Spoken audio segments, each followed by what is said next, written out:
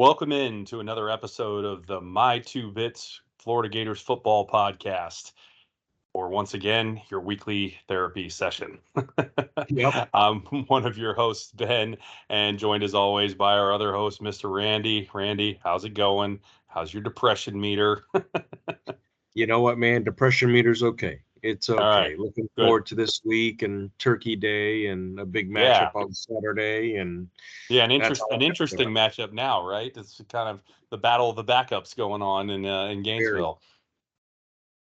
very. Let me ask you a question before we get started here. Is it better to lose a game that, and maybe it doesn't matter whether you think you're going to lose or not. We'll leave that part of it out of it. Is it better to lose big, not unexpectedly necessarily, because I think that does matter, but to lose big like we did to LSU, or to lose in the way we just did in this game? And I don't necessarily mean the way we lost it, but just to lose so close in a game that, felt like we could potentially steal. And then, obviously we didn't. Which one's worse for you? I'm curious. Oh, um, the LSU loss is worse because I think of so too. the way they pulled away, the way Yeah. that we kind of lost out on some opportunities. This Yep. game was different just because we were right there. We had so many and that's the thing. It's almost like back when we were in school, right? Do you, when you miss a test, would you rather miss it by one question or 11 questions? Which one hurts the worst? Yeah. So Yeah. same thing. No, I hear you. I hear you. That's an interesting analogy there. Yeah, I think I agree. I think I agree. This one in particular, though, was really tough because of the nature of how we lost it in the end. That those specific elements made it tough. But anyway, of course, we'll get into that. So Yeah, I digress, and I didn't start as we normally do, which of course is to take us through that's our intro here with our mission and our vision and our agenda for the pod. So let me do that. So our mission here on My Two Bits is to provide factual analysis of all things Florida Gator football. Our vision is to have unfiltered conversation around the product on the field, as well as recruiting and overall coaching decisions. Our analysis will be based on review of film, and while we will express opinion, that opinion should always be based in some form of fact. We will also evaluate strategy and tactics that we've seen, as well as observation of player personnel decisions and on-field execution.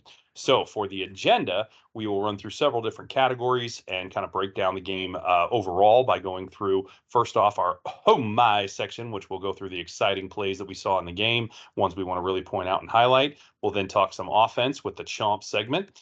Then we'll go and look at the defensive side of the football in Gator Bait. We will then go to our visor throw segment, get out our beef for the week with the things that we did not like, whether it be on the field or perhaps coaching decisions or things of that nature. Then we'll talk a little recruiting and hatchlings. Then we'll talk about the culture that we saw with the team and with the overall state of the program in regards to that and pride of the sunshine. We'll then talk about how the officials went, or the officiating in the game went, excuse me, and move back, you suck, which, by the way, was very pleased to hear the band playing that in Mizzou this week. And then we will finish things up with a wrap up, kind of discuss where we think the team is going forward, right now and going forward, and then play a little game we like to call Keep It or Pitch It for next week's opponent of course, FSU. So, having said that, let's get it started with some oh my. Talk to me about the exciting plays you liked this weekend. We had plenty to choose from. What were your picks this week, Randy? you know what? I had to streamline it, B. I Yeah, really did. for real. Uh, we had some real good ones. So in no particular order, actually, yeah, they're in chronological order. No, Um, first one right off the bat, 61-yard pass, and a lot of yak for Ricky. Yeah, yeah. I love that on the opening drive. And again, it seems like on the opening drive, Napier has put together a masterful. Did I say masterful for Napier? A I mean, very pretty well close, thought out, man. He a he's very he's well thought gotten. out fourth I'll drive. tell you, it's gotten a heck of a lot better as the season has gone along. It's actually one of my call outs this week for sure. Yeah, yeah. So love the scheme there. Love exactly what happened with the route running downfield. Ricky, nice little stop, pop, turn, and did a great job on the run, of course. My next one is going to be a 30-yard one by ETN, right on UF seventh possession to start the third quarter. That was huge because I felt like for him, you know what? Trevor is interesting because I feel like all he needs is just to see a gap once and Yep. run through it. And then all of a sudden his tone changes because he's like, I got gaps. I'm gonna go there. And and he followed that up with a 37-yard touchdown when he turned on the Jets. So I just love the fact of how he's running downfield. Not and we talked a lot about the offense going east-west. There's been a lot of east-west with the screen passes, with the pass outs, with the short, with all those things. And guess what? Really, really cool to see him go north-south, more north, of course. On U.S. eighth possession, about 8 minutes left to go in the third quarter. When you see what he was able to do, uh, again, just the tone and the way that he runs, I love it. I think it's phenomenal. Um, I tell you what, Ricky's that was it. I apologize. Ricky's 39-yard touchdown run. Ricky Yeah, caught the man. ball, and That was nasty. but here's the thing: we don't really think. I mean, Ricky's fast, but Ricky's not as fast as Etienne or Johnson. But guess what? On Right. that play, Ricky turned on the Jets. Yeah, man. He was He moving. really did. And He a really really nice cut in there too. I was impressed on that reverse. I a mean, beautiful he cut. hit that hole and he was just gone. I was like, Wow. whoa. I was like, oh wow, no one's gonna catch him. That's a solid run. Um, the next one, and I think this should resonate throughout Gator Nation. And you know this about me, B. I do not like seeing our players getting trucked, Nope. um, at all. And I know obviously Miguel Mitchell got hurdled by their tight end there in the first quarter, but Graham Mertz, I know it cost us, Yep. but Graham Mertz Yeah, man. trucking two defenders and fought off two more for a first down. And all that adrenaline, that was a lot of adrenaline, clearly, because he got up and he's like, hey, look what I just did. Holy smokes. Um, and obviously, the adrenaline settled down and we got back to reality. And he goes, oh crap, my shoulder doesn't feel just right. Mhm. But that play, I tell you what, if I had one play or one opportunity to describe Graham Mertz and what he's meant to this team, Agreed. I think that's it. Yeah, man. I really do. So, anyways, that's that. And then, of course, Max Brown comes in, and I get everyone's talking about the fumble, but I'm talking more about what Brown did to lead us. So, for me, the oh my it was a 4th and 4, and Max Brown pass up in the air, finds Khalil Jackson, double Yeah, clutch, high point for a crucial first down.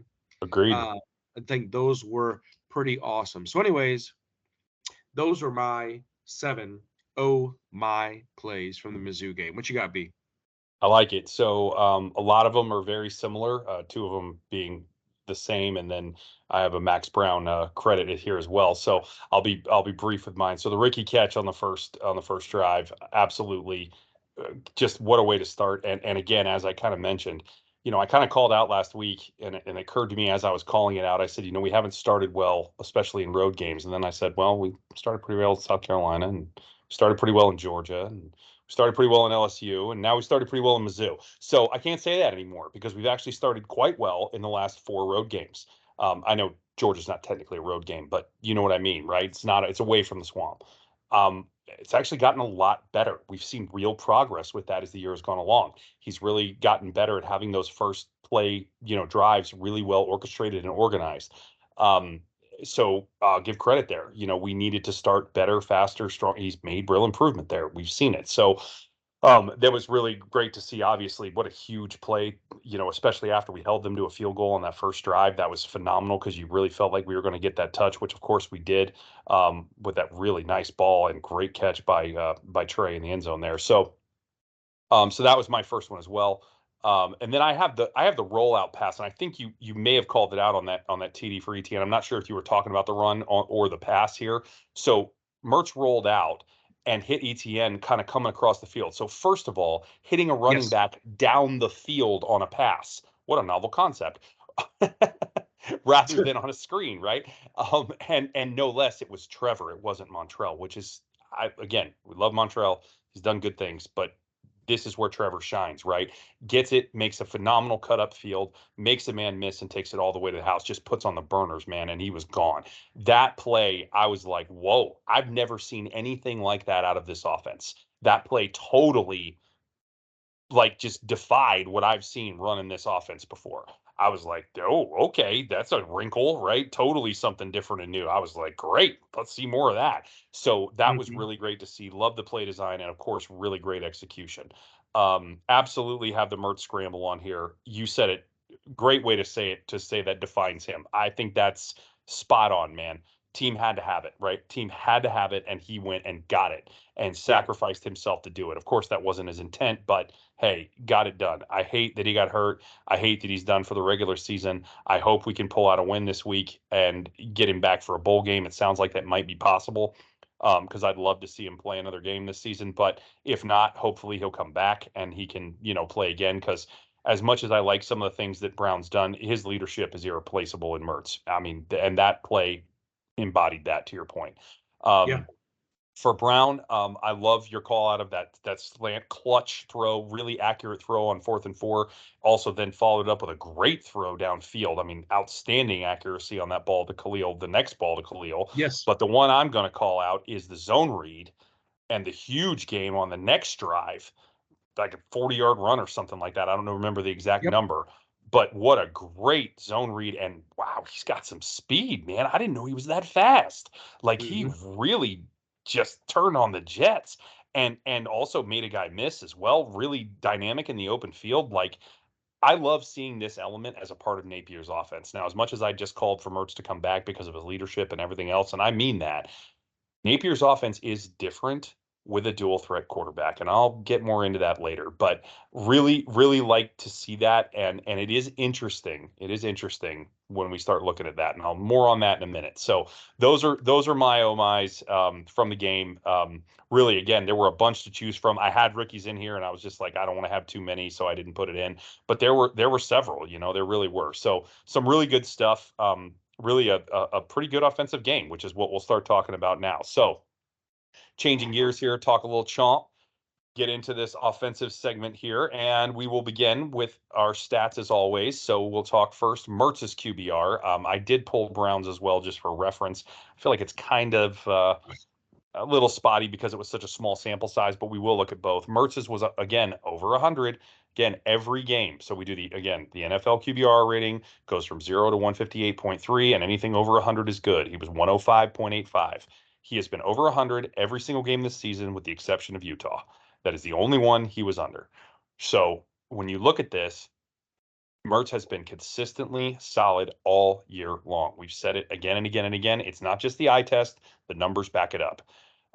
Interestingly, Brown, despite not having any touchdown passes, had a QBR of 113.33. So not a bad number from Mr. Ooh. Max, excuse me. What can Brown do for you, right? So Yep. interesting as well when we do our standard evaluation of yards per carry, right? Because we take the sack yardage out. So in this case, we just take all of Mertz's yards out. Now we know he had that run, but that was a scramble, right? We don't look at scramble yardage or try not to. I know some of Brown's yardage may have been was scramble in there, but most of it was designed runs for him. So when you factor that in, our yards per carry was 7.09 in this game. That is by far and away one of the best of the entire season and definitely the best we've had on the road. This team ran the ball exceedingly well against a very decent defense in Mizzou. Their strength of their defense was rush defense, not pass. Pass defense was weaker. We talked about this, right? We called for over 300 yards passing. We didn't get that. But we definitely got the rushing. We got over 200 yards of rushing in this game, well over 200 yards rushing in this game. That was absolutely phenomenal. So some really, really good stuff in the run game here, and we'll talk about why we think that might have been in a little bit here. Um, so overall, definitely more good than bad on the offensive side. Even after the Mertz injury, I still saw good things, right? We talked about it a little already. Some of the throws from Max were really good, and some of the running as well. So as much as I've called for an OC this season, and don't get me wrong, I still am. We're not changing our tune here. We're not changing course. I still think Billy should hire an OC in the offseason. This game does show that this offense, Napier's offense, with a running quarterback, right? What we saw last year with AR is a very different animal, especially if that running quarterback can be an accurate thrower of the football. That's what we didn't get last year with AR. No offense intended to Richardson. I love the guy to death. I wish him nothing but the best. Hope he recovers well and goes on to have a phenomenal career because I think his potential is unlimited. We've talked about it. But I am super interested to see if he does not hire an OC. And I'm not for that. I don't think that's the best course of action. I think his time is better suited on other things, running this organization, right? Being the CEO, doing the things he needs to do. But having said all of that, if it doesn't happen, I do still think there are some interesting things to be seen once Mr. Lagway comes to town because that kid can run, and man, from all appearances, he sure can throw. Over 77% completion now in high school. This season, over 3,800 yards and Mm, 71 passing touchdowns. I saw the stats today. Are you kidding me? unreal. Unreal. He's approaching the all-time record in Texas held by guess who? Kyler Murray. Yeah, he's okay. He's only 6 TDs away from the single season record. He may Holy break it because he's averaging about 6 TDs a game. So he may break it. So going to be very interesting to see what happens there. Um, Barry. let's talk a little about this O line. So we're banged up coming in. No Kingsley, no Barber, right? Two of our better players theoretically. No offense intended, but theoretically on the O line. And it showed early, especially in run blocking, right? We didn't run the ball very well in the first half. Most of that rushing yardage came in the second half, right? And then we lose Damian George. And we shuffle the lineup. And I think it may have been the best this unit looked all year. Did we finally find a combination that really worked? And most importantly, will we see it again versus FSU? Because, man, that looked so good to me. Those run blocking holes were right on where they were supposed to be. The gaps were solid. The pass blocking was better in most instances. We did give up one sack there when they first changed it, but that was actually more on Trevor than it was on an O lineman. I mean, the O lineman did miss, It but was, it was more on yeah. Trevor to help with pass protection. And I mean, man, it looked really good. And we didn't have any procedure penalties either because Damian George wasn't in there to get a false start. It's amazing. And I don't know, man. I don't know what gets thrown off when he's in there, at least at tackle. I'm not saying the kid can't play and that he shouldn't play, but I think he should play guard. I don't think tackle's the fit for him. I understand we have guys at guard and we don't have guys at tackle, so that's where we're putting him. But man, I just think he needs to be a tackle. It just doesn't make sense, or I'm sorry, a guard. It just doesn't make sense to me to see him at tackle. It just seems wrong. He just doesn't seem quick enough for it. So I'm interested to see how this works out and if we see Hudson and Waits at tackle again, because that's what we saw in this game. And I'm pumped up by it. Like, it was great to see. This looked like an O line that could work and really be, you know, kind of a high level unit for once, which has not been the case for most of the season, as we know. So that was really cool to see, and something I'm really looking forward to seeing where we go from here. And now that we've got some film on it, um, play calling actually much better in this game for the most part. The one exception would have been the end of the final drive, our final drive. I did not like that we were willing to settle for the field goal and the 1 point lead and subsequently not burn any clock doing it because Mizzou still had their timeouts. Mizzou was going to call those timeouts anyway because they needed to try to freeze the clock. If we'd had just gotten a first down so that we could have burned more clock, I'd have been fine with running the ball then. But we didn't even try to do that. We just ran it 3 times into a loaded front, let them stop us, burn no clock, and then kick a field goal. That's on Napier.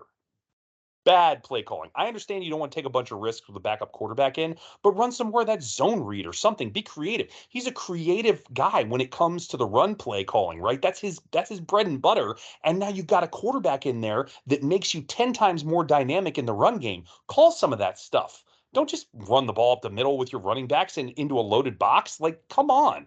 By the way, loaded box, if anybody is not aware of the term, it means you have a plus set on the defensive side of at least 7, maybe even 8 guys in the box that are there basically for the purposes of outmanning your offensive line that's trying to block and therefore being able to stop the run more effectively. That's where that term comes from. So I just didn't like that at all. Just was not a fan. And I think it played obviously into Mizzou's hands and gave them at least the clock opportunity to come back and theoretically do what they did.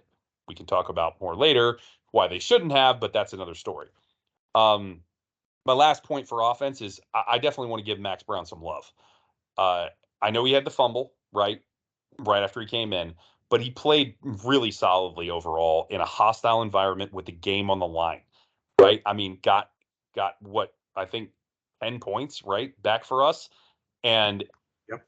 I'm really looking forward to seeing what he can do this week because he does bring a dynamic. I mean, if he can be even close to as accurate as he was throwing the ball in this game, FSU's going to have their hands full, man. And there's very little tape on him, right? So the film prep is not going to be easy.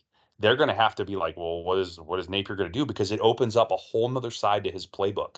They're going to have to go back and watch AR from last year to try to figure out what plays we might run in the run game because it opens up so much other stuff. And that opens up other things in the passing game. And again, as much as I love Mertz, and I'm not calling for him not to be the starter next year if he comes back, no way, no chance. But at the end of the day, I really, really, really like some of the options that get opened up in Napier's offense when we have a dual threat quarterback. It really does change things, and I think change them for the better in this particular offense. So really interested to see what that looks like this week. I hope we really take advantage of it. And yeah, I really like some of the possibilities that are opened up by this. It's exciting, honestly. So we'll see what happens. But that's my thought on offense. I will flip it over to you, sir, and tell me what you think. What'd you see? What'd you like? What'd you not like? Awesome, B. Loved it. Love it. So yeah, I'm gonna start with explosive plays. I've talked about explosive plays before. Let me just give y'all a rundown of explosive plays. 8 explosive plays, 20 plus yards, 5 for Wow. 30 plus yards, Wow. 2 for 10 plus yards. A lot of explosive plays. Lot. A lot. Right? I tell you what, when you look at, and I'm going to piggyback kind of on what you said. If, I know this is not like mathematics, you have an if and only if statement, but if this Napier offense can do the glimpses that we've seen, and we do it on a more consistent basis, we do it on a more disciplined basis, we do it on a with the right talent level, with the execution. Um, Billy just could be, and I'm not saying Billy can laugh in other people's faces, but Billy would just be with that guy, just going, huh. He won't even say, "I told you so." It's got the potential, right? It's not He wouldn't have to if it came together that way. right. Not at all. Not at all. So I tell you what, the explosive plays were huge. So to see that happen the way they happened, I think was phenomenal. Because the other thing that is really good about explosive plays is that it creates a lot of momentum, creates a lot of Yeah. hype, right? So Yep. big difference. Um, the other thing I'm going to talk about is the lack of urgency going into the half. Now, the half was tough because it seemed like, okay, play clock, play call, going into the half. We're just content with running the football or a screen pass, just getting out of the half, and living to fight the other down coming out of the third quarter. But over the past couple games, we've seen him be a little bit more aggressive going into halftime. So I'm thinking, okay, we've got about, I know it's under 2 minutes, but we got a minute 40, whatever the number. On that basis, I'm thinking, okay, great. We can try and do some things with a minute 40, minute 30. Um, but it just seemed like we couldn't get it done. When you look at the play calling and what happened, uh, again, the swing pass, I tell you what, there was a swing pass to Trey that he could have gotten loose, but Pearsall misses a block. And the Yep. next thing you know, Trey gets tackled for a loss. Yep. Sure. Which is unlike Ricky to do that, but you're right. It's extremely, I tell you what, two oddities in this game, actually three oddities. Unlike Ricky to miss that, unlike Trevor to whiff on a block, Yeah. okay, that caused the sack on Brown. Hmm. And the third one that's going to be my visor throw, but I'll just go ahead and say it now, was Etienne going out of bounds and giving Mizzou a timeout on Yeah. that last drive. Yeah, You know, that just was not a heady play. I do think that play got a little messed up too because of the the handoff and where it was oh supposed to sure, go versus and all that. But that still doesn't excuse him going out of bounds. I agree. you're not wrong, right? If he had his wits about him, instead of going out of bounds, he just slides, he kneels, he stays in bounds, right? So, Yep. anyways, that was the frustrating part there. Um, you know what? O line, you said Yeah. it. I'll echo it. Looked very, very different coming out after George goes down. And this is no disrespect on George. He's a big man. He's a very large man. 6'6", 6'5", 6'6", 300 plus, 330, 340, whatever the number. I can't count that high. Large man. Takes up a lot of space. Not as much as Dez, but takes up a lot of space. He's had great games. And then in the other games, it's almost as if he's forgotten how to play and he's back in Pee Wee. Yeah. And whoops, and so bless his heart. It might be, I mean, that might be the key, right? No tackle, move him to guard and call it a day. Use his body there. But man, when he went down, it was interesting to see no procedural penalties Yeah. at all. And Lindell Hudson came in and just, yeah, we had an early penalty. I get that. But after he came in, but I tell you what, sealed the edge was really good. So when you look at what UF did, 239 passing yards, 261 rushing yards, Wow. Wow. 261 rushing yards. It's like On the we did road. on the road. When was the last time we had over 200? Been a minute. Crickets? No, right? 5 games ago. 5 games ago. 500 total yards of offense. Mizzou just beat us out by 8 yards. They had 508. We beat them in first downs, 23-21. Hmm. 23-21, right? Nice. Unbelievable. The interception by Mertz, I tell you what, another tip ball. It was not a clean interception. Another tip. No, Maybe a was little a fast. was a high pass, It was but he was high. trying to get it over the defender. I mean, Arliss, again, two tips now off Arliss for picks, and Yeah, and I think both were. I don't know if this one was as catchable, but he didn't have to tip it the way he did. Like I think he could have jumped a little better and at least gotten more of a hand on that ball. But whatever, it is what it is. maybe so, right? Maybe, yeah, perfect point, right? So that was frustrating. The two turnover, I tell you what, man, go back, This has a feeling. This has a feeling of the Utah game. Utah did not beat us. We lost that game. I don't. Oh yeah, Missouri did not beat. Yeah, they no, beat us with that last kick, but they didn't beat us.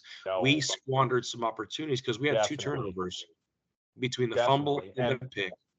and again squandered just like with LSU. I mean, not as significant obviously because of their potency on offense, but Yeah, squandered some drives in the first half that had potential. I mean, again, better defense, so theoretically, could have been some credit to them, but just well, we'll get to it in visor throw, but we threw away some opportunities in the first half for sure. we did. So outside of that, the offense, and here's the other thing too. This is an interesting thing because you're like, hey, I'm on the road. Guess what? We're going to take the ball first, right? No, we'll defer. We'll defer. Let's see what they have to offer, right? And then from there, you just go back and say, huh, this is an interesting strategy. So he is playing chess, not checkers. Yeah, this one didn't bother me near as much as the LSU one did. Sure, sure. I get it. But just really interesting to see some of those pieces come together on offense. It's really neat to see the confidence of these guys running more north-south, north versus east-west. It's really interesting to me to see what Max does now being inserted into the lineup. Max got legs, right? Yeah, he And does. here's the thing. Here's the thing about Max, right? Oklahoma District 3A MVP as a senior, accounted for over 4,000 yards and 64 touchdowns, led Tulsa Lincoln Christian to 13-1 record and Oklahoma 3A state runner-up finish. That's what we're working with. I'll tell And you, that's man. great. Yeah, that's great. And he impressed me, man. He really did. He showed me some stuff I didn't think he had. Bingo. So outside of that, offense is humming, offense is buzzing. I mean, I know it seems like, again, the end result is not good, but 500 yards of offense again, 30 plus points again. Offense is Ag- doing something. Absolutely. Again, against a much better defense than the one we faced the week before, and again Much. on the road. So, I mean, those stats mean a lot more this week than they did last week. I concur, and so that's why I think this team is getting more battle scars, battle tested, and all these scars that are going to get scabbed over and calloused over. It's going to be a good thing for this young squad going into next season. Absolutely. And speaking of battle scars and calluses, let's talk Gator bait in the defense. Teo, All right, get us started, bud. Talk to me about this beleaguered unit that we're dealing with here. man, boy, I know. It's hard. it is hard because but in this particular game, I saw some unique things. Let me explain.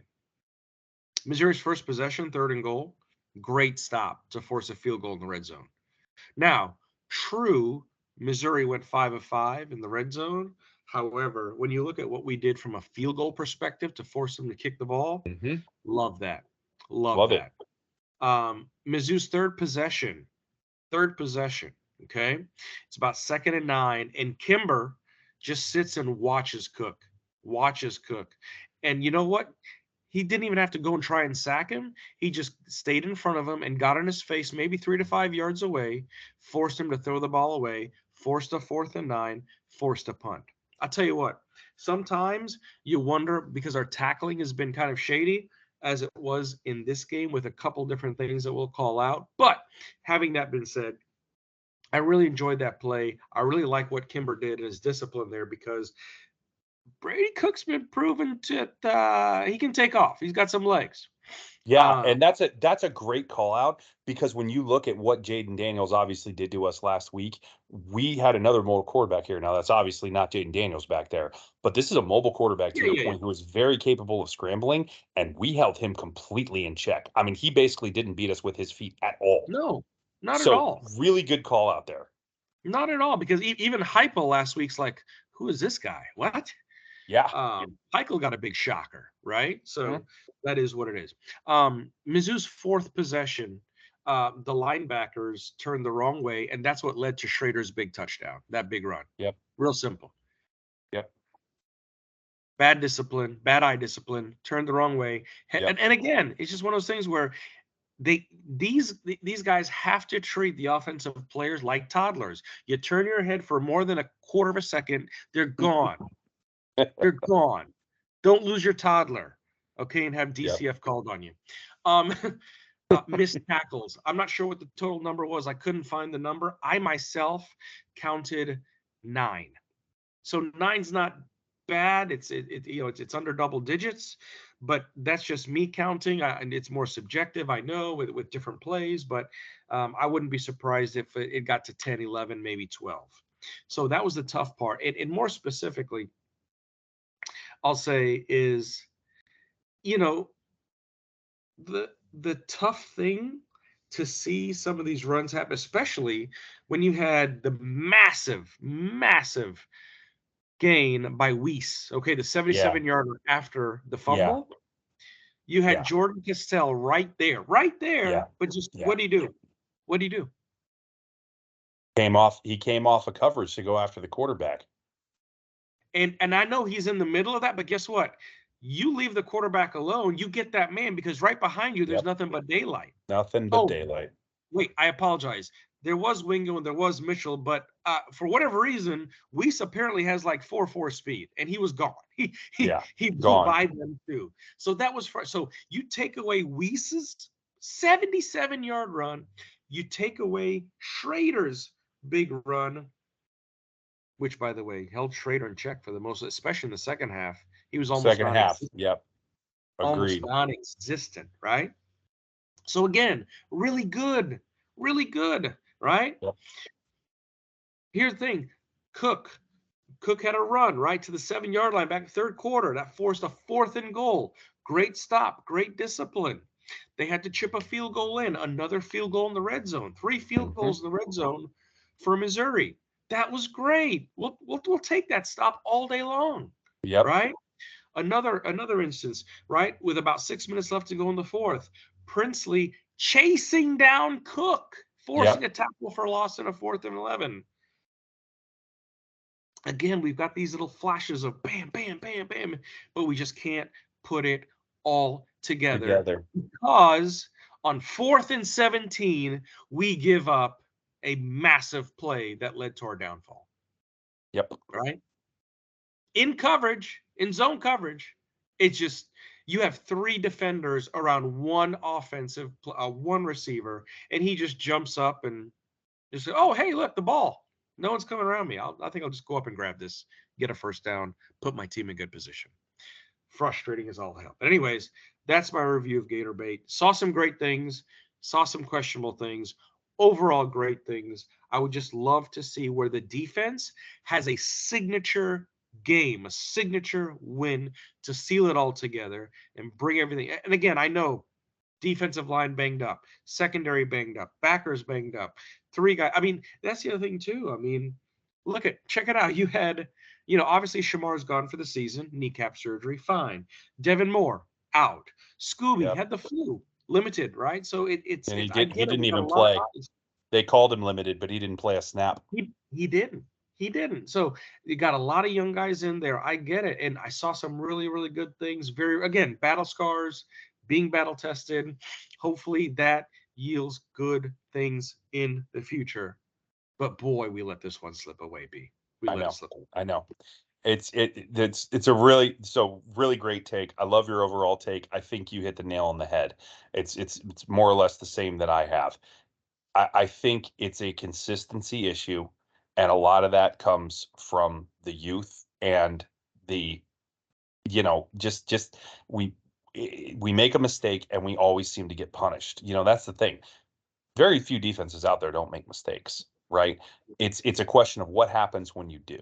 Now, in fairness, there are certain mistakes that we are making that maybe are more glaring or more punishable, right? At times, there are certain mistakes that we're making that you just shouldn't make. Now, I'll give you that, right? That's like the 4th and 17 for a prime example. I'll get to that later. I've got that in visor throw, not in this section of the Yeah, yeah, review, yeah, but yeah. but that's a mistake you just can't make, right? The way that we messed that one up. However, the point being is that if you take away 10 plays in this game from the defense and where they made mistakes, we win huge. You know what I mean? 100%. And I get that there are games that, you could maybe say that about a lot of games and whatever else, but like not against LSU, you couldn't. You could take 10 plays away in that game, we still lose. 100%. 100%. So that's the difference, right? Is that the mistakes that we're making, they're not all the time. They're not every play. They're not every down, not even close. It's just when we are making them, boom, 41-yard touchdown, boom, 73-yard touchdown. It's just like, man, you just can't slip up, or it's like maximum punishment, and it's really tough to see that because again, it doesn't make it okay to make the mistakes. I'm not saying that, but again, you have to expect some of that from a younger, more inexperienced, banged up, as you said it, unit. So love that point. I think it's really solid because there were good things here again, and it's something that we're going to keep saying, I think, until we don't see them. So let me back up and get to the stats here. Interesting stat here because I wouldn't have thought this. I mean, I mentioned before that I didn't think Cook was that great of a thrower. um he had a much better second half, granted, because of some of the things that we gave up. So his overall rating was over 100, but barely 101.47. Nothing spectacular and much better than the past few ratings we've given up in our past few opponents that we've had. Georgia, South Carolina, and of course LSU were all much higher numbers in QBR rating than what we're seeing from this game. So that's a real improvement, actually, despite the result and despite that last drive. Interesting as well, yards per carry. was still a little on the high side when you take out Cook's yardage, so take out again the sacks, right? I know he had a couple scrambles, but he really didn't have, I think, more than like one designed run. So 6.64 yards per carry. Still not as good as our yards per carry, and not a great number, certainly, but also nothing devastating. And if you take away the two big runs that Schrader had, right? The two big ones, one for the touchdown and the other big one he had, I can't remember, it was late first. I think it was late first half. Yeah, That number goes way down. I mean, way, way, way down if you take away those two big runs. So again, exactly. it's two plays. It's two plays. And the rest of the time, we played him solid, solid, solid. Really good defense. Huge credit to Mitchell and Wingo at linebacker.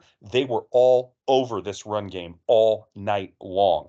Again, messed it up twice. Otherwise, they were really, really solid. Really solid. So again, continues to be a consistency issue. As I said, I really thought the defense, especially being very undermanned, right? Even more undermanned than we were last week, played really well at times, right? But they obviously had times where they didn't, as we've discussed. So run defense, I already mentioned it, overall was actually pretty decent. Just had a few misses. And of course, Mizzou took advantage, right? Like we just said. But overall, the yards per carry when they didn't get gashed was really good. I don't have stats for that. I wish I had that, like an advanced stat of when they didn't get an explosive, what was their yard per carry, right? If you can take out explosives, what was their yard per carry? Because I bet you it was under 3 yards. That would be my educated guess. We held them really in check. This was not Ray Davis in Kentucky, right? Where they're just gashing, gashing, gashing. 10, 20-yard runs over and over and over again, right? And then, of course, a couple huge ones on top of it. But we didn't have that this game. That was not what was going on. We were mostly stopping them. So that was really good to see. Second half pass coverage, I already mentioned it. Probably the biggest disappointment to me. We held in check pretty well. Even Luther Burden in the first half, man, we did a pretty good job of containment, really pretty good coverage. Yeah. Second half, that was not the case. Linebackers, again, in pass coverage. Now, it's Wingo and Mitchell, as I already mentioned. These Yep. guys are not good pass coverage. It's not their strength, right? They should have been better against the run. And again, they were, so credit to them there. But they were just not good in pass coverage, if they were even in pass coverage, right? It's Scooby last week all over again. Just wait, I'm covering somebody, and then it's all over. But the safeties also struggled in the second half. I mentioned Castell. I've got that called out later. But Mitchell was very weak at times. Those tight ends getting wide open. That wide open touchdown to the tight end. Now that was a linebacker on that one that got called back. Luckily for us. But it really wasn't. It really just was not good, especially in the second half. Um, I also liked Wingo a lot in the pass rush. To flip back to a positive, I feel like he's done a really good job at filling James's shoes as best he can, right? As best he can. He's not going to be able to play pass coverage like James. We already mentioned that. But as far as, being a good run fit and then really his maximum strength to me is his blitzing. His blitzing is off the hook, man. He can get to the quarterback. Yes. He has a knack for it. So I really like seeing Derek do that. Strong play out of him, and really actually thought he had a very solid game. I think he led us in tackles too, if I remember correctly. Um, Overall, nothing's really changed with my feelings towards the defense. Of course, I wish we could do more or better, right, in certain circumstances, but we're still so young. We're still so injury depleted. I'm saying it again. It's just a very tall task. It's hard.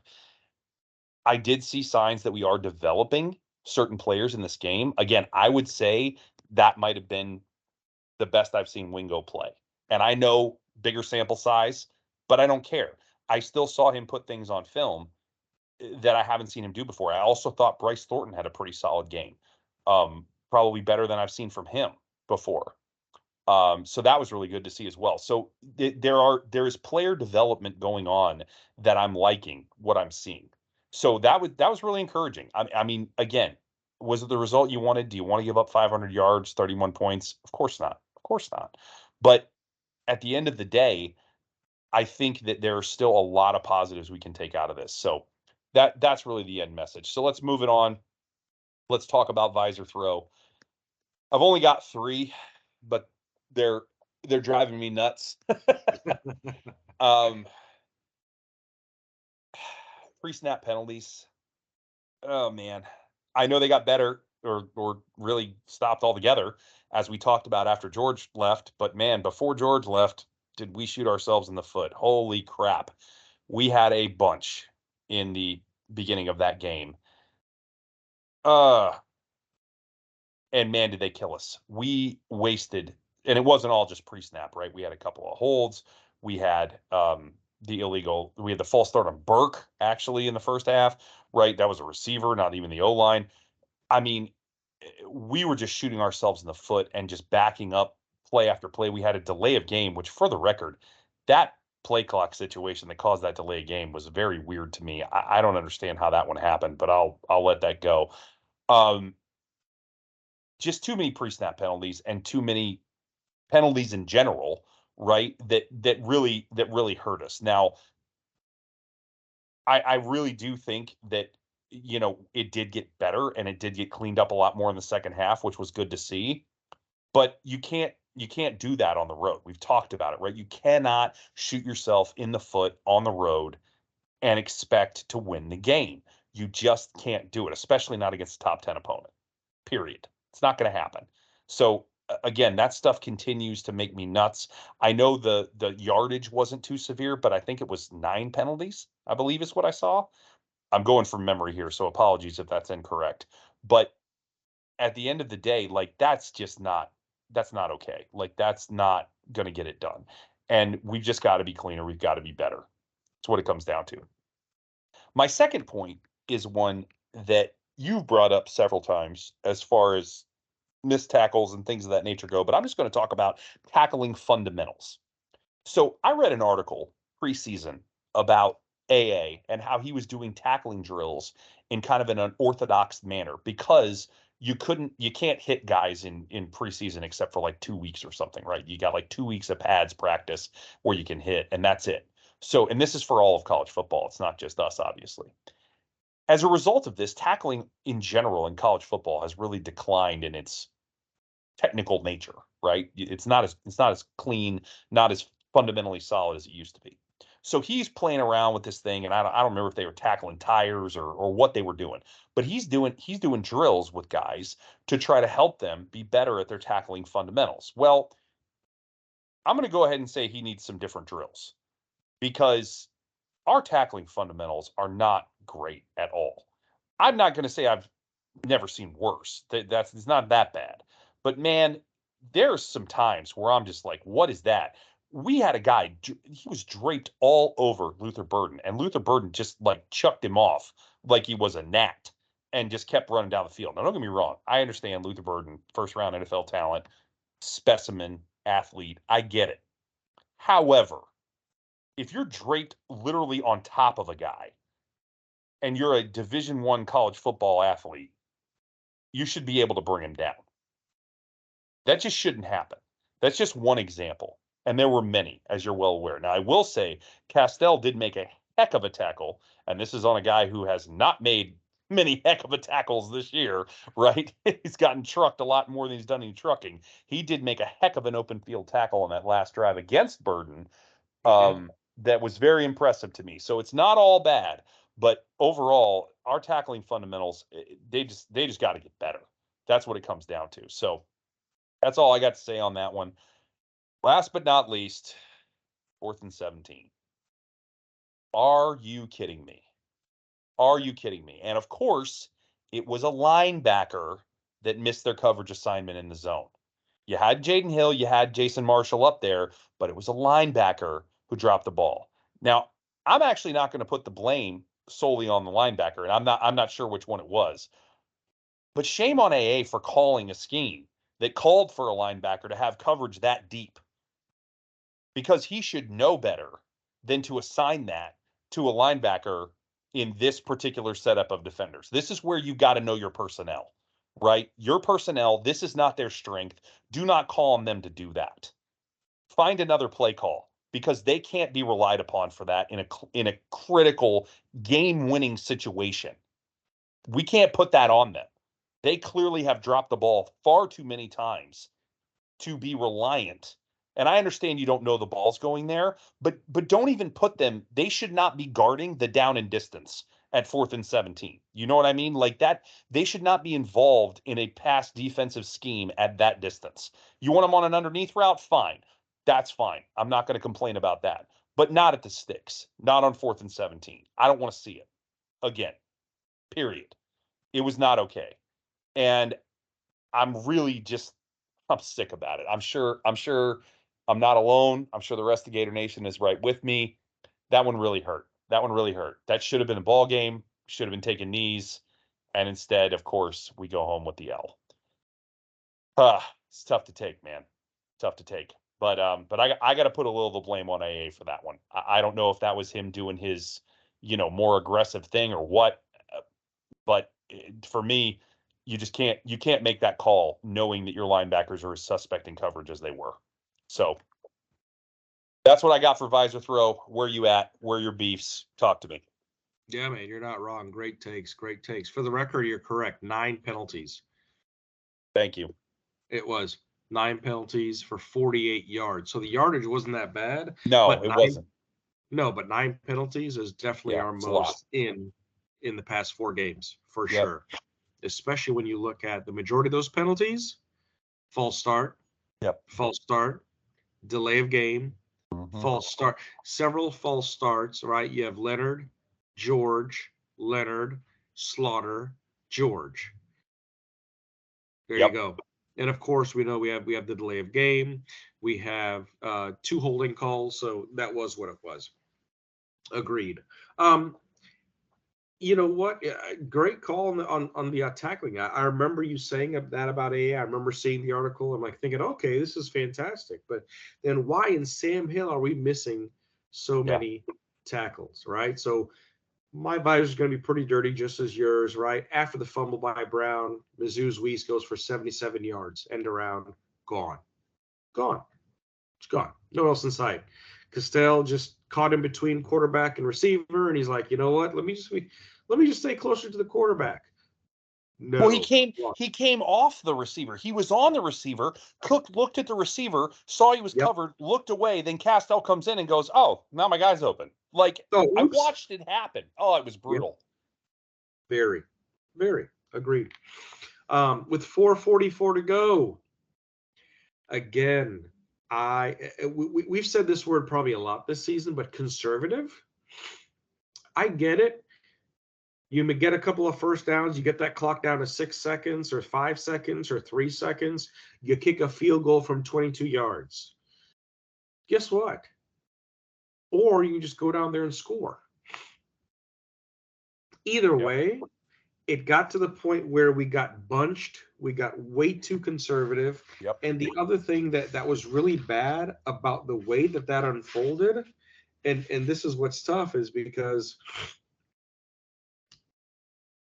Trevor, and again, I hate to call him out like this, all he needs to do is stay in bounds, take a knee, slide, do whatever. It's going to melt more time off the clock and force that timeout. So that is what it is. Pre-snap penalties, you already said it. I'm not going to mention it again. That is what it is. 9 penalties, our most in 4 games. Unbelievable. 4th and 17. And you know what? It's not just since it was a zone.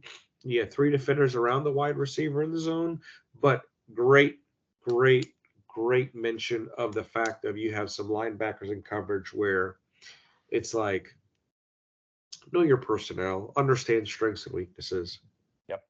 Another tough game, right? 500 yards, 62 plays, over 30 points. You're thinking that's good enough for a win. Over 33 minutes time of possession. We're still, for whatever reason, the top 10 in the nation, action number 8 in time of possession. And we're doing some great things with it, but again, it's just have not been able to put together the entire symphony to close out a game since South Carolina. And it shows. And it stinks. And you're right there. And like I said, this game, and you may have said it earlier, but a lot of reminiscent of the Utah game as far as the lost opportunities. This was obviously much closer towards the end. But anyways, that's what I got for my visor throw, my man. Yeah, man, I hear you. Tough one, really tough one, and it hurts. And I think it hurts more because, of course, the bowl eligibility piece. Now that'll all fade right away if we get a win this week, right? And I do like our chances so much better. Um, you know, knowing the situation. Obviously, both our quarterbacks got hurt. No, you know, no disrespect at all to either one, of course, certainly not Mertz, but Jordan Travis either, obviously much more brutal injury to him. Did not like seeing that happen. No. You never want something like that to go on, of course. But at the end of the day, I of course have to feel better about our chances against, not the starter, not Jordan Travis, the Heisman, potential candidate, than I do, without him. So it definitely will make the sting of this a lot less if we can, get the win this week. So we'll see what happens. All Yep. right, moving on. Moving on. Let's talk a little recruiting, hatchlings. So only piece of news we have is, unfortunately, after the two we mentioned last week, we did have another flip. We did bring it up. We talked about being nervous about losing Nasir Johnson, um, and we did lose him to Georgia. 4-star defensive lineman, interior defensive lineman. Interesting what Napier said after these flips, though. He came on a press conference and he kind of said, "Look, either you're all in, or maybe this isn't the place for you." Yep. And there can be a side of that where that gets taken wrong, and it's kind of like, "Hey, man, what are you saying? Like, if I'm not all in with you 100%, that like I can get out of town, like, that could get taken in a wrong way." But I also like that he's saying, like, "Look, if you're not fully bought in, then I don't need you to come here. It's fine. Like, don't worry about it. We're good." And that can come off a little too cocky, I guess, is what I'm trying to say, and that is what concerns me a little about it. But then at the same time, it can come off like, if you don't get what we're doing fully, right? You don't get this culture, right, that we've talked about so many times and will continue to talk about, and you don't get that what we see as the future here and what we're building, then it's okay. Florida may not be the place for you, and that's all right. And Right. I found it very interesting that he said that.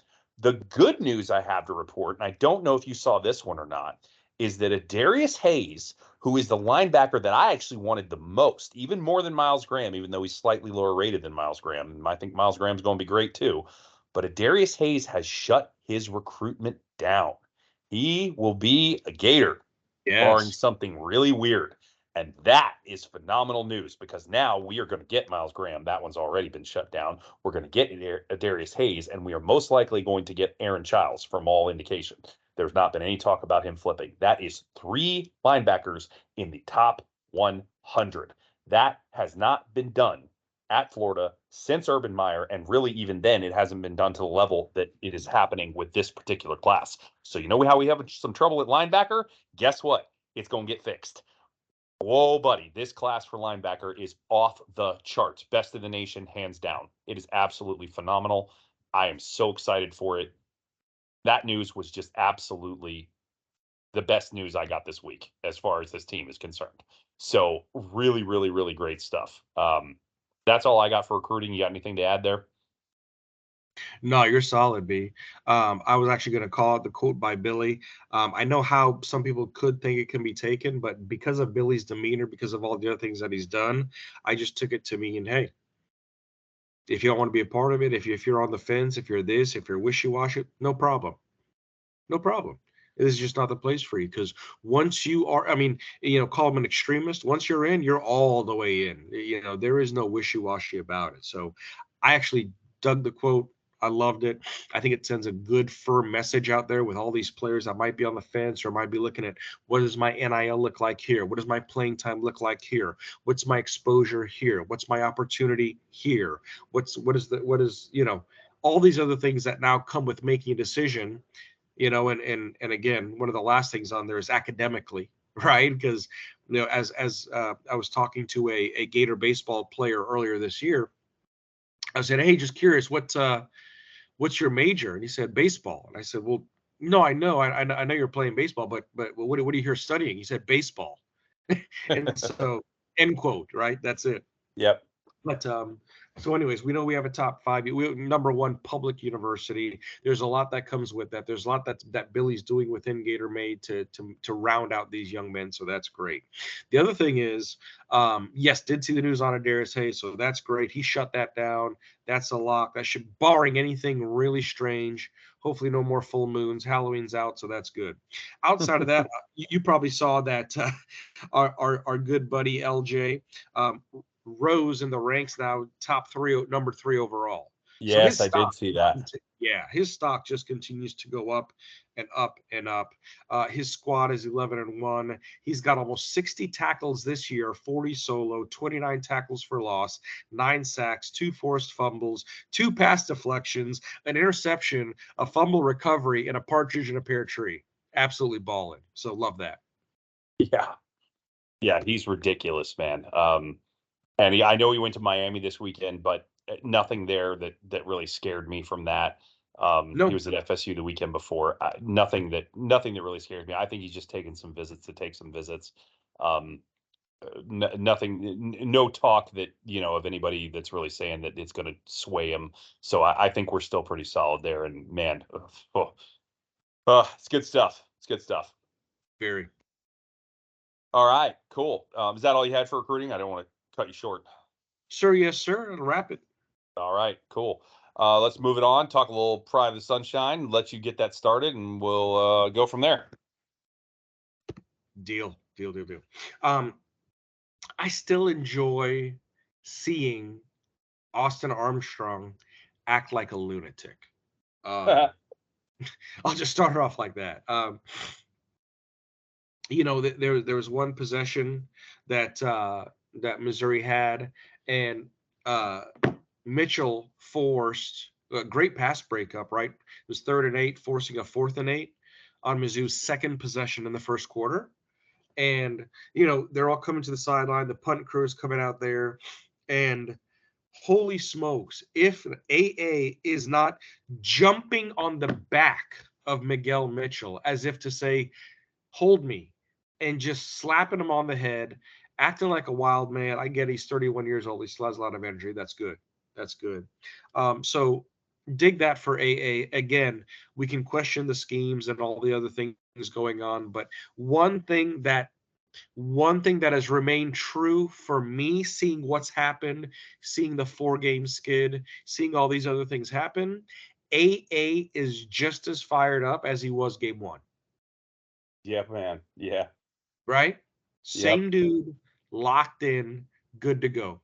So, AA, keep doing what you're doing, drink that juice, do the thing, coach the guys up, different tackling drills. Okay. Second thing, Ricky Pearsall. Slick Rick. You might have heard this, you might have read this. He held a team meeting coming back from LSU. You heard about this, B? I heard a little about it, but not any details. Really, really good. Player only meeting. Ricky's in there talking to the guys, coaching them up, telling them to hold their heads high. Say, hey, we're together. We play as one, we win as one, we lose as one. Create some great conversation and momentum coming into this game. Again, not the result we wanted, but if you look at how we've started off the past 2 road games, much different. And again, they weren't noon games. Haha. But really proud Yeah. of Ricky. Really proud of Ricky to see him take matters into his own hand and kind of organize that meeting on Monday after LSU. So that was really good. Third point, pride. Mertz. Yeah, buddy. Mertz. I mean, there's. I hate to say it, he broke like a graham cracker, right? Slight fracture, but I tell you what, man, like I said, I mentioned earlier, I'll say it again. That just embodies him and his journey from the 37 starts he had at Wisconsin to coming here, all the criticism, all the fuss. Not going to do well. Okay, great. Yeah, Big Ten guy coming out of the SEC. You name it. That play just embodied him. And I'm glad it's just a slight fracture. I'm glad it's a clavicle. He's a young guy. It's going to heal soon. And it's going to be a really, really interesting to see what happens in the fall of 24 when he's here, Lagway's here, and depending if not Brown's here. Because for people who don't know, Brown's still a two-sport athlete. Yep. So there's that. Yep. Moving on to point number 4 in the prize side shy.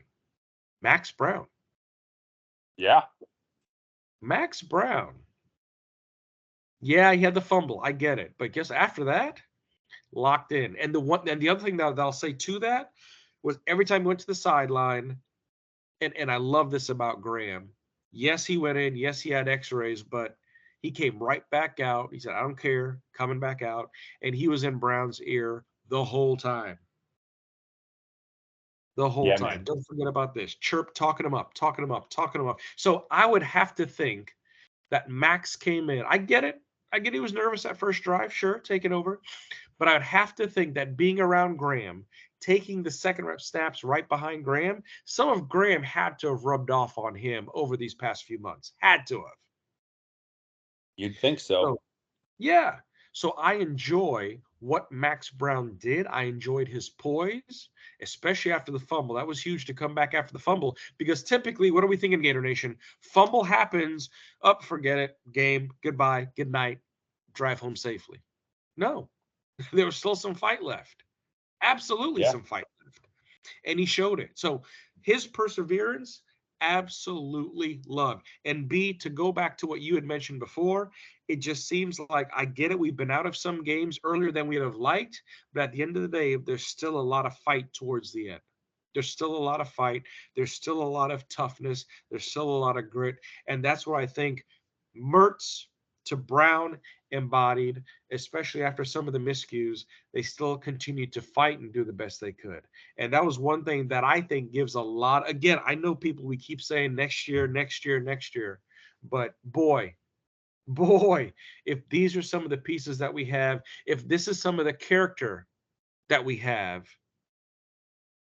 I have to think and I have to believe that the future is bright just I would by the eye test and some of the numbers that we've seen on the field. That's it, B. I would agree, and I'm sure some people are very tired of thinking about next year I and years know. beyond and everything else. And I get it.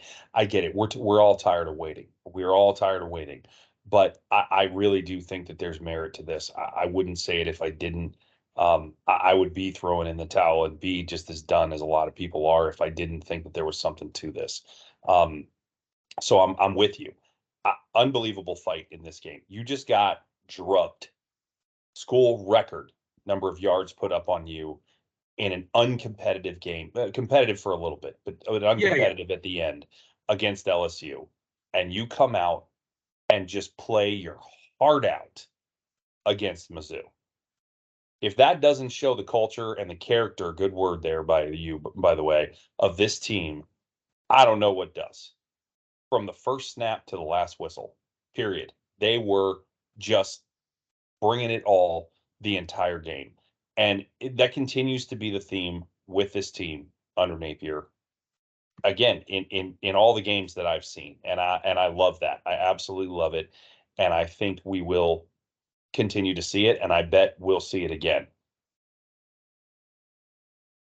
going forward this week. You got something, Randy? You know what? I'm gonna call an audible real quick. I don't know if you noticed this or not, but at the end of the game, obviously, pandemonium on the field. They put back 1 second. I get it. Yada yada. But I don't know if you noticed there was particular footage that was shown on one player with his head in his hands on the bench. You know who that was? I did hear somebody was crying on the bench because he was so upset by the loss. Yeah, Jason Marshall the third. Hmm. And what did I mention about Jason earlier on this season? That we didn't see enough fighter passion out of him. We didn't, right? I mean, in Jason, in this game, you probably remember me. He took up a kickoff return. Yeah. So he's one of our return men now. So it's interesting to see him in that capacity. But to see the look on his face when the camera zoomed in, got pretty close, and I saw the look on his face, I said, "Oh boy, okay, okay." So I just had to call that out because I was in my notes and I glanced over it. So I just wanted to plug that in real quick under pride because I felt that that showed a lot, especially when we thought from a demeanor standpoint, from an attitude standpoint, he appeared checked out. So I had to revert on that. Yeah, he's really bounced back. He was good again this game. That's I think 2.5 games now in a row where he's just the second since the second half of Arkansas. Man, he's really stepped it up. He's Yep. really stepped it up and been solid consistently. Yeah, so good stuff. Um, and then the only other point I have here is you said it. Mertz is a leader of leaders, man. I mean that guy should probably run for office someday. To put out that kind of effort to make that play, break his collarbone, and then to your point, come right back out on the field, right back out on the sideline with the team in Max's ear, working with the offensive line and standing there next to Napier and while he's calling plays and talking through things. I mean, just that's just what a leader does. He's not going to sit and sulk in the locker room about how his injury is going to mess up the rest of his season. He didn't care about any of that. He's back on the field with his team, trying to help him any way that he can, despite not being able to play. I mean, that's just it was awesome, man. It was just absolutely awesome. I loved it. So Yep. really good stuff. Really like seeing the camaraderie that by all accounts seems to really exist on this team and just continues to grow. It can only help us, to your point. It can only help us. It can only make us better as we continue to go forward. So, with that, moving on to officiating and a little move back. You suck. Again, Yep. loved hearing that this week. Heard that in the background several times. Really liked it. Um, Overall, I'll just give kind of a high level. Far from the worst game that we've seen, despite a lot of flags, and there are a lot of flags in this game. But much better replay reviews this week. They were more accurate and they were quicker, much quicker. They were so long last week. But I thought they got the targeting right on Mertz. I thought, or on Brown. Sorry, it was on Brown. They got the targeting right on Brown. They got of course, the review right on Burden on that deflection, right? Not actually making that catch. So just the two that come to mind. I thought they did a good job on the replays and just not taking too long with them, which I thought was good too. I did see two actually non-flagged hits on Mertz that I thought should have been roughing the passer. And I'm not talking about where he got rolled up on his knee because that was inadvertent. But just twice he got smacked in ways that we've seen get flagged on other quarterbacks for what would be considered just late, right? Just being late, and it doesn't get flagged. Again, I get it's a subjective thing when it's after the ball is thrown, but we keep seeing it. And it's for whatever reason, we just don't seem to get those calls. I don't know if it's how he falls, if it's something about the way the defender hits him versus the way we hit defenders. I don't know. I don't know what the hell it is, but I really wish we could start getting some of those flags because man, Mertz, I mean, it doesn't matter now because he's out, but man, he just got beaten up all season with that stuff. And it really gets under my skin after a while. So I got to say I didn't love that. Um, Last but not least, this one definitely got under my skin. It doesn't excuse what happened. It certainly doesn't excuse what happened. But Princely was held on that 4th and 17. He was coming around the edge. He beat his man, and he was absolutely impeded in his progress to the quarterback. Now, would he have got there? I don't think so. I don't think he would have. However, doesn't matter if he was held. That's still a penalty. It should have been flagged. It decided the game, and you can't just let that go. You just can't.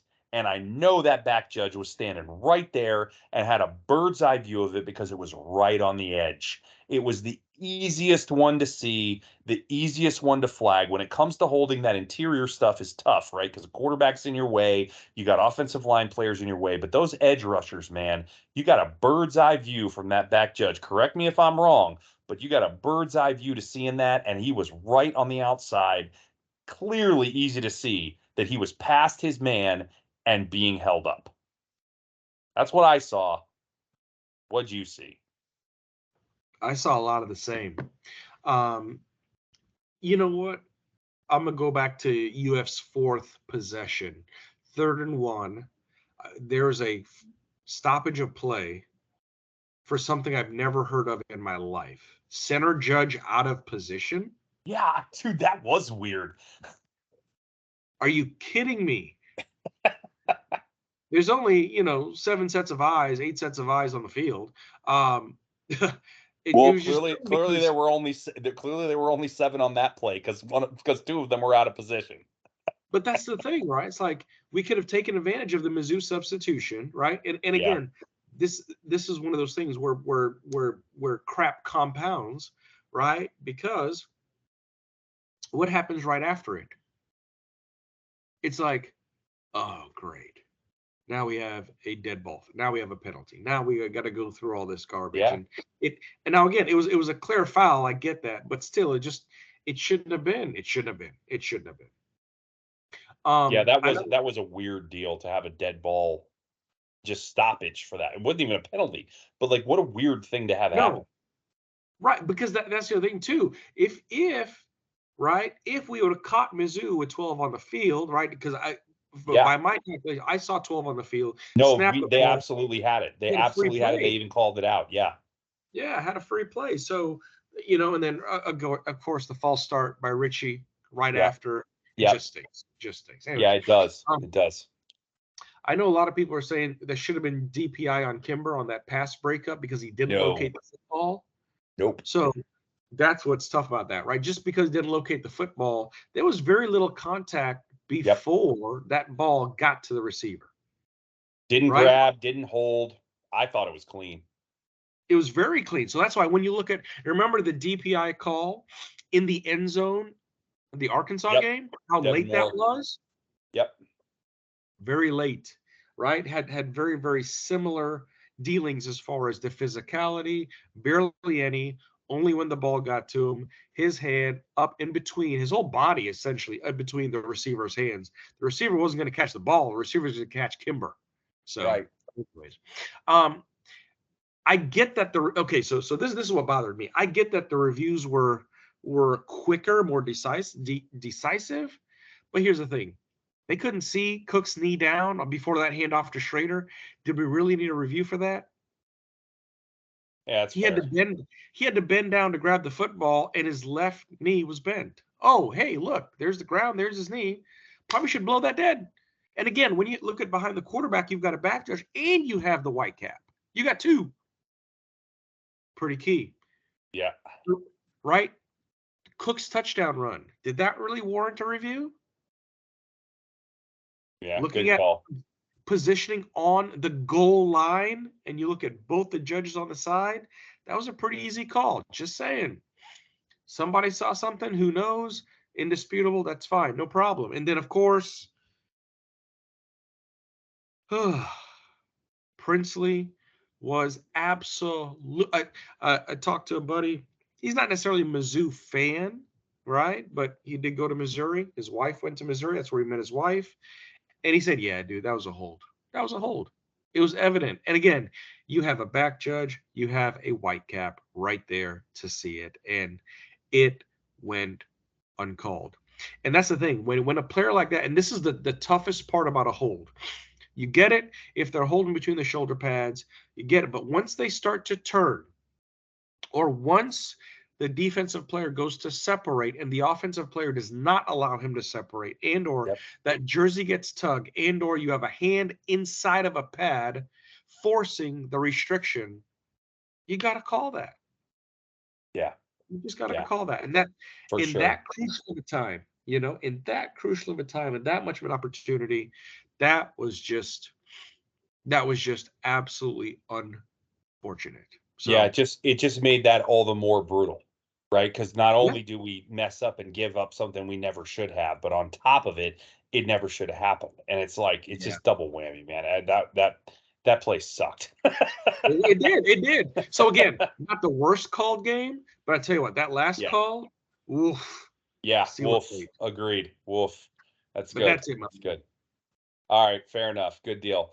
All right, let's wrap this thing up. Talk to me about where we're at, where you think we're going into this last game here. Do we you can give me a prediction if you think we get bowl eligible or not. We don't have you don't have to. But just give me the state on how you think we're going to do, how we're going to play. How's the Brown show going to go, and yeah, give me your thoughts on that. Famous quote: "Release the hounds." Yeah, buddy. That's it. I That's like it. it. It's senior day in the swamp. We might not have a lot of seniors, but the walk-ons, all those guys who've been in the Yep. scout team and practice all those years. Kudos to them for assisting in the program. Kudos to them for their journey along the ways. But at the end of the day, it's the swamp. It's FSU. I'm sure there's going to be a pregame scuffle or two or three, like backup against backup. What have you got to lose? Just let it go. Just let it all go. Let it all I go. mean, yeah, Play free. absolutely. I Play agree. free. And yes, we're bowl eligible. Let's go.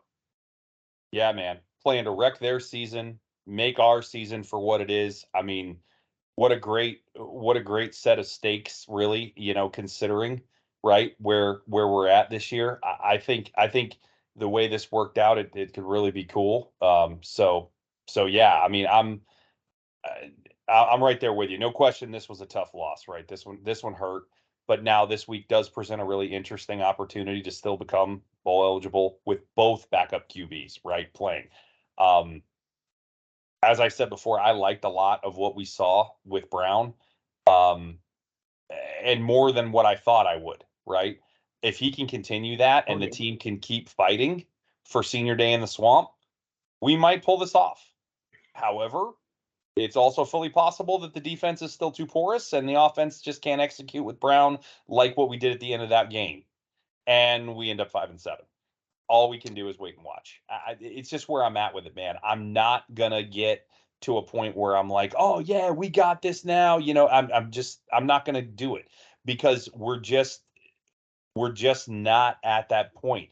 Could we? Yeah, I think we could. I definitely see ways that we can win this game. I also see ways we can lose this game for sure. So it's just going to be a situation where we're just going to have to see what happens, how it comes out.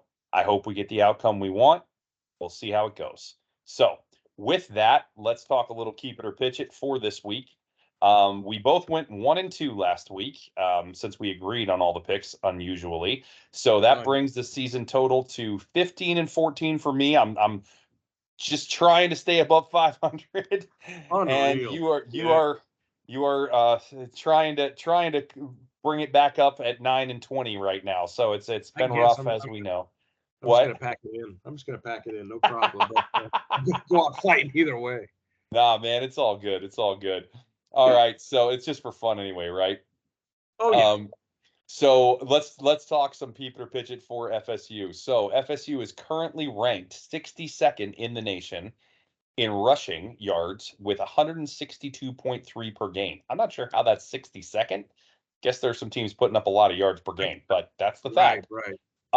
This defense will load up against the run, meaning our defense will load up against the run with less threat of the passing game because we have the backup quarterback in. I'm not saying that's definitively the case, but just theorizing.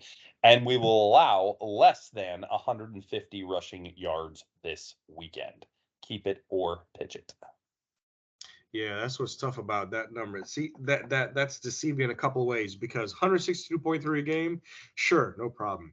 But the other thing is, with Travis out and Travis is as mobile as they come, they might rely more on their back play. And so, having that been said, are we? I love your word, porous. Is the defense porous?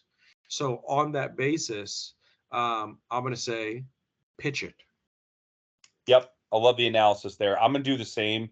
I'm going to pitch this as well. And it's interesting how we're coming more in line as we've seen more of the team play. So it's interesting. We have our takes on what we think's going to happen earlier in the Yeah. year based on just kind of, educated guessing. And now we're seeing more of what this team does and doesn't do, right? And we are coming more into line. It's interesting how that's working. I'm pitching this as well. Very similar reasons. I also just think that we're probably just still too depleted on defense to stop a team that clearly is capable of running the ball. Yeah. Now, I will say that the team that's going to be fielded out there is probably better against the run than they are the pass, right? So that does theoretically play in our advantage for this, but we'll see what happens. I still don't think we're going to hold it that low, but we'll see what happens. So, all right, number 2. FSU is converting 41.4% of their third downs so far this season.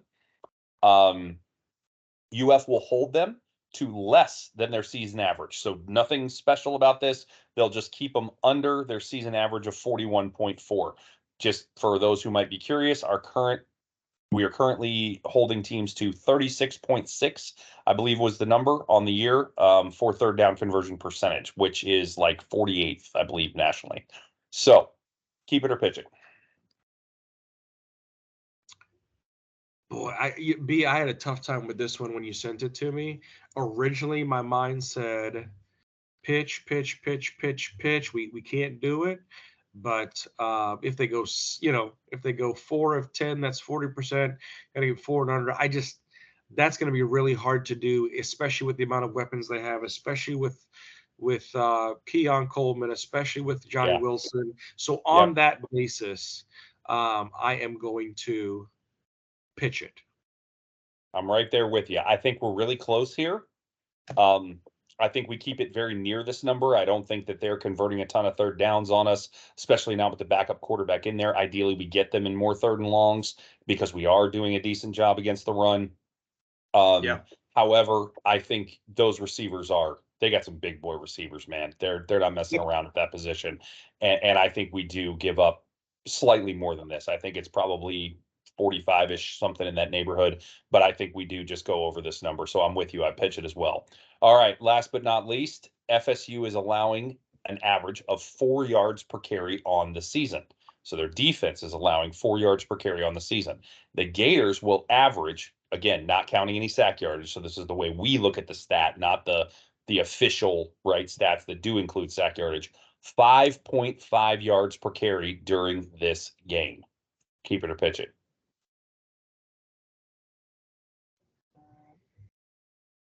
Man. You're saying at least 5.5, maybe higher, right at At 5.5? least 5.5 at a minimum, 5.5 or more. You know what? Last game, the Swamp, Senior Day, Max Brown, dual threat. I'm sure there's going to be some different plays being thrown their way or rushed their way. I'm gonna go with keep it. I'm right there with you. I'm right there with you again, man. Get out We're of agreeing town. again. No, all three again. Good And it's night. exactly what your last point was. It's because of Max Brown. I would pitch this if Mertz were playing.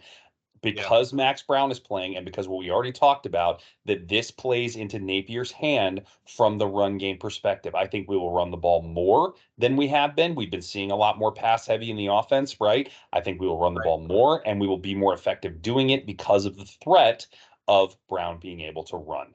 I think that is what will make the difference in this stat. Now, if we overuse it, right, this is the one thing about Napier. If he gets conservative, right, and starts running too many times when he should be throwing, that's where this stat could get botched. But if he keeps the balance, right, and trusts Brown to throw to try and win the game, then I think we'll be fine and we'll get this. But that would probably be the thing that would do it. I don't actually think this will come down as much to execution as it does, is Napier just running into ill-advised sets all the time, that because he can do that. He's shown he can do that. So hopefully that doesn't happen and we go from there. So there we have it. That'll wrap this up. So with that, anything to close out here?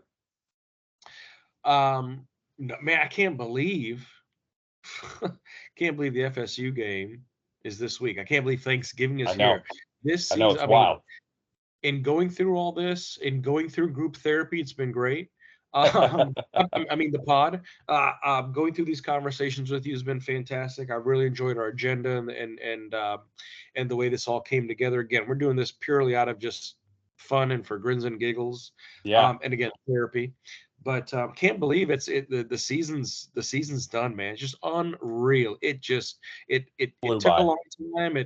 The ramp up, the ramp up, the ramp up, and then in between the weeks, and then this 4 game skid again to come out this Saturday with a win, upset their season, kick the 4 game skid, get bowl eligibility.